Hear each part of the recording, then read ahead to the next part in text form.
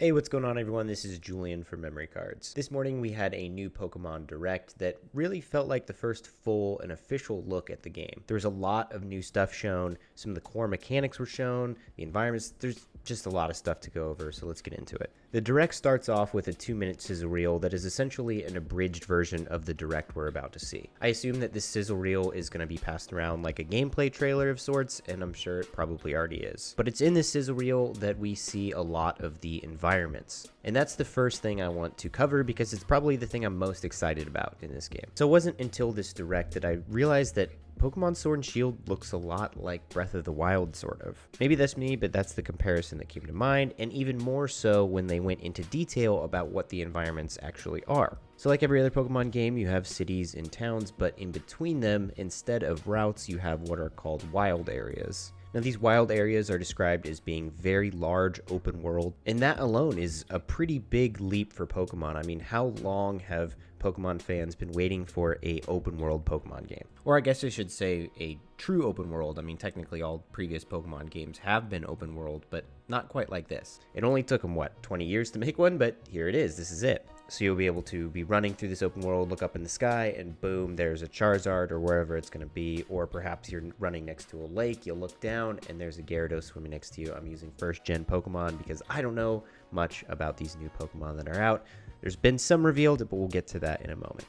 So a big question that pretty much everyone had after Let's Go Pikachu and Let's Go Eevee was that, are Pokemon going to remain on the overworld in future games? Well, that does appear to be the case in Pokemon Sword and Shield. That's a little bit disappointing to me. I was hoping that they would take a step back and return to the randomized encounters, but it does look like we have Pokemon in the overworld.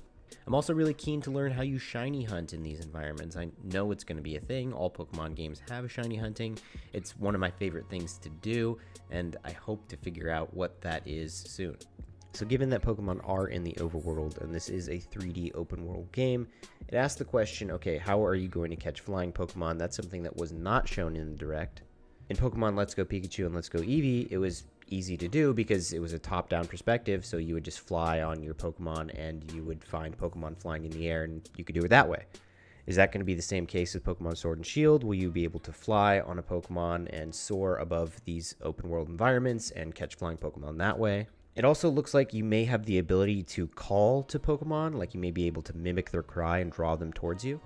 Are they even going to bring back the ability to teach HM moves to your Pokemon? We don't know. These are questions that we'll find out as we get closer to the release date. A couple more things about the environment. It seems like the Pokemon will change depending on the time of the day, and they may change daily. So maybe on Monday you'll find this set of Pokemon, on Tuesday you'll find another set. The Direct isn't as clear, but I think we can assume that there'll be weather changes, there'll be day changes, there'll be time of day changes, which is all stuff we've seen in previous Pokemon games. I think the environments look great. I'm really excited to explore them, but let's move on to the next topic. And probably the next most important thing to go over, which everyone wants to know, are what new Pokemon were shown in the Direct. So the first is Wooloo, a cute little sheep Pokemon, and I'm going to go ahead and guess that this is a normal Pokemon that slides in the Rattata slot. So we've had like Bidoof there before, we've had Zigzagoon.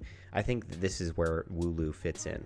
Next is Gossifleur, which is a flowering Pokemon, so safe to say this is probably a grass type, maybe a grass fairy type. And we do see the evolution of Gossifleur, which is Eldegoss, which is sort of like a cotton ball Pokemon. And then we have Dreadmaw, which is a snapping turtle Pokemon. This could be water and rock. It could be just water.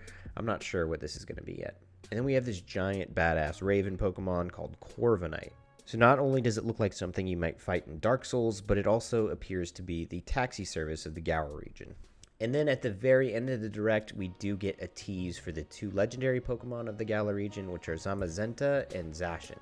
It looks like they're modeled after wolves, and one has the shield and one has the sword. So there you go, Pokemon Sword and Shield. That's all the detail we get on the two legendaries, so we won't know what their actual purpose is in the game until we get closer to release. Perhaps they'll reveal more at E3. So you may have seen throughout some of this footage Pokemon growing to a massive size to do battle. This is a new gimmick called Dynamaxing.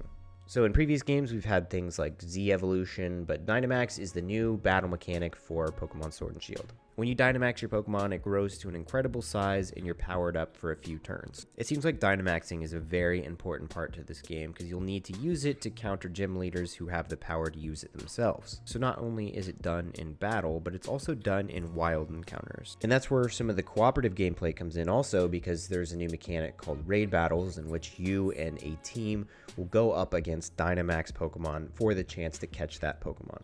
Now this is kind of a spin off the raid battles that we have seen in Pokemon Go. Of course, this is on a much smaller scale and it's mechanically different. It only allows for you and 3 other players, so 4 total, to go up against this Dynamax Pokemon. A couple questions arise from this. Are these other players going to be able to travel through the world with you? Do they only show up for the raid battles? Can each player catch the Dynamax Pokemon, or is it only the host? Because I'd be really interested to see if this was a scenario in which you and another player can explore the whole world together. So those are the main aspects that are covered throughout the Direct. There's also a section that covers some of the characters, including this really buff kindergartner. But if you want to check that out, go watch the Direct. It's worth watching. It's a lot of fun. So anyway, that's going to do it for this breakdown. Please let me know in the comments what you think about Pokemon Sword and Shield and this new information released today. Be happy to hear from you. And please, if you like this video, give it a like, share it. I'd really appreciate it. Thanks.